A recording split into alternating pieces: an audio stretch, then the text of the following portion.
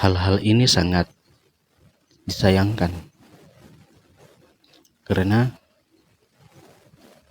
ulah daripada para pejabat sehingga membuat masyarakat merasa resah dengan pemerintah Indonesia, khususnya masyarakat Papua. Padahal negara sudah memberikan semuanya.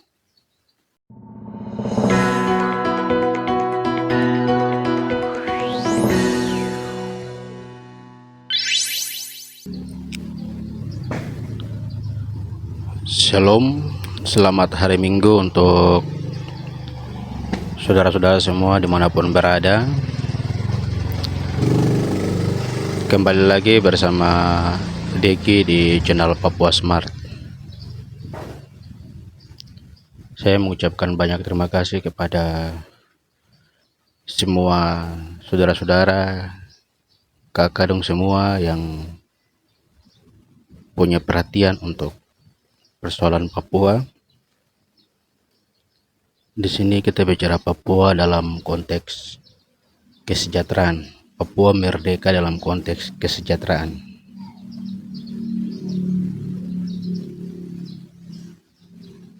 Untuk sapu kakak laki-laki, kakak Mekias. Terima kasih kakak atas komentarnya.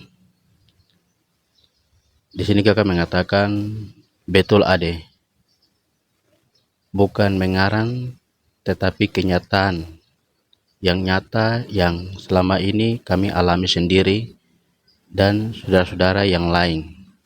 Selama OCUS berjalan 20 tahun sampai ke tahap 2, artinya sampai masuk ke OCUS jilid 2, kami di Papua Barat sendiri, kami bukan pegawai tetapi nelayan yang menabrak hujan panas dingin di laut, yang selalu mendapat penghasilan yang tidak tetap, pasang surut tetapi masih atau gelap. Jadi pemerintah daerah maupun pusat belum bisa melihat kami yang duduk di tempat gelap, menonton yang berdiri di tempat terang di luar sana. Salam hormat. Tuhan memberkati orang yang masih mempunyai hati yang penuh dengan kasih. Sangat prihatin sekali ya. Ini kakak kekasih kami, kakak Tuan, kakak Mekias. Beliau menyampaikan isi hati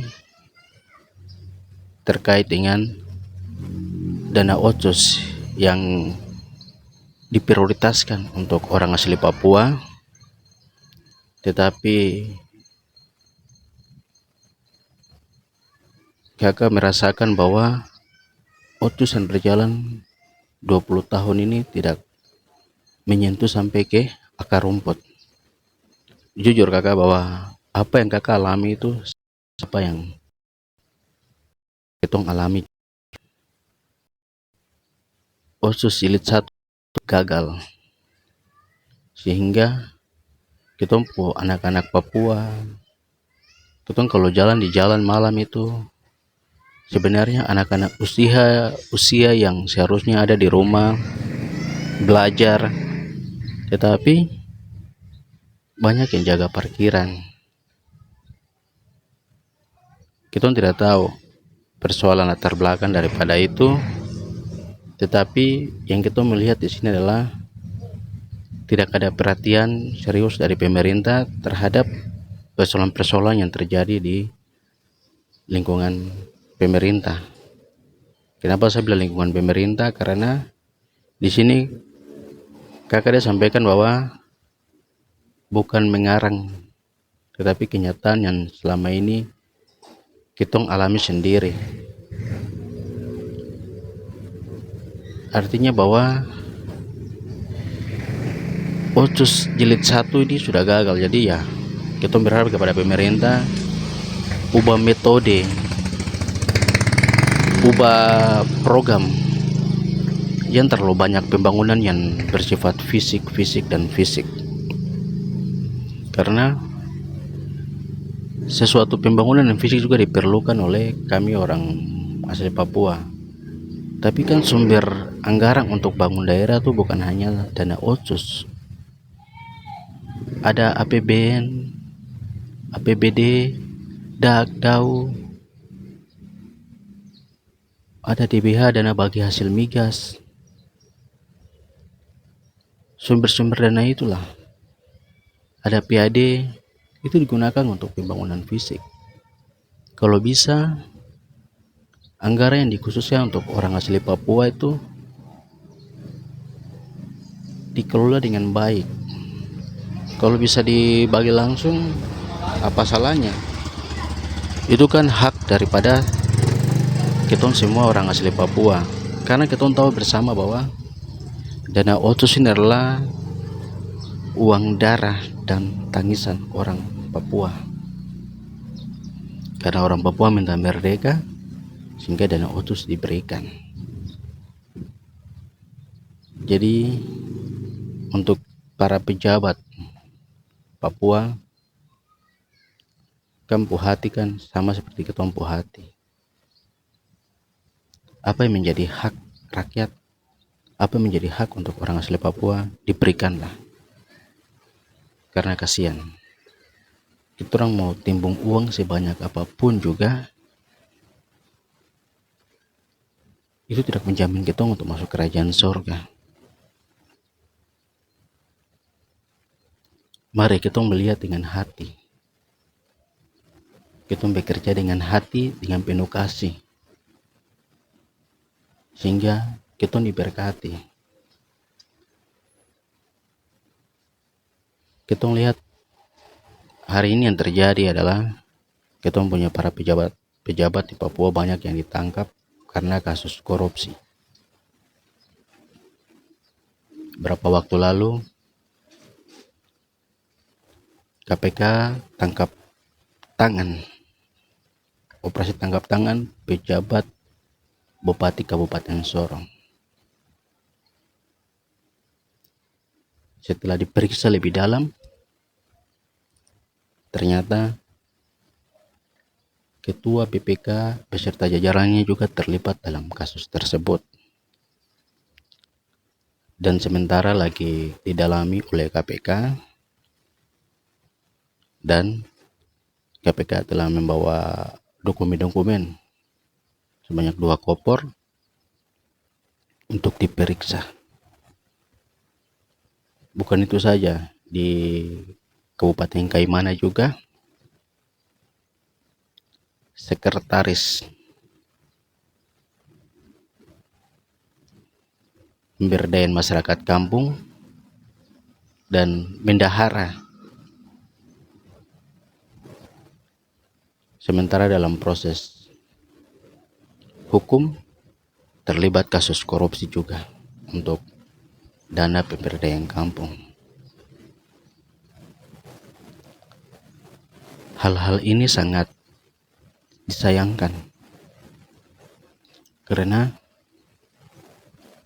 ulah daripada para pejabat sehingga membuat masyarakat merasa resah dengan pemerintah Indonesia, khususnya masyarakat Papua.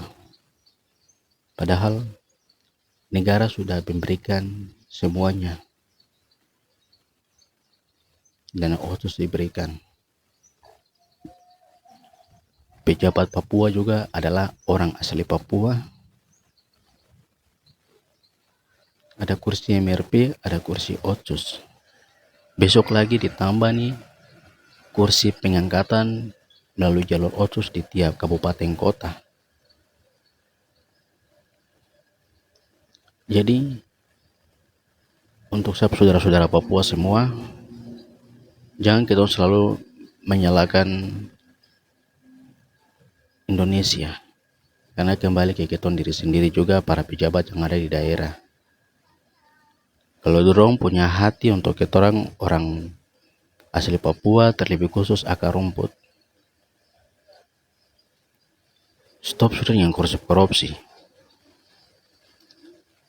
Kita tahu bahwa apa yang kita tabur itu akan kita tuai. Ada pepatah mengatakan buah yang busuk dengan sendirinya dia akan jatuh. Bangkai yang busuk mau simpan dimanapun pasti akan tercium juga. Untuk itu kami dari channel Papua Smart meminta kepada KPK, Kejari, Kejati untuk terus usut tuntas setiap anggaran yang ada di kabupaten kota, aliran dananya kemana, pelaporan yang diberikan, kalau bisa dicek secara langsung di lapangan.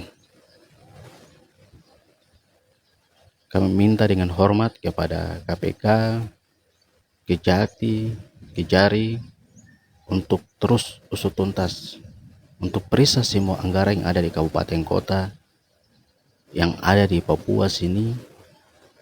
Periksa semua anggaran, setiap program yang dilaporkan, ikuti dan lihat di lapangan langsung apakah benar-benar program itu dilaksanakan sesuai dengan laporan atau tidak.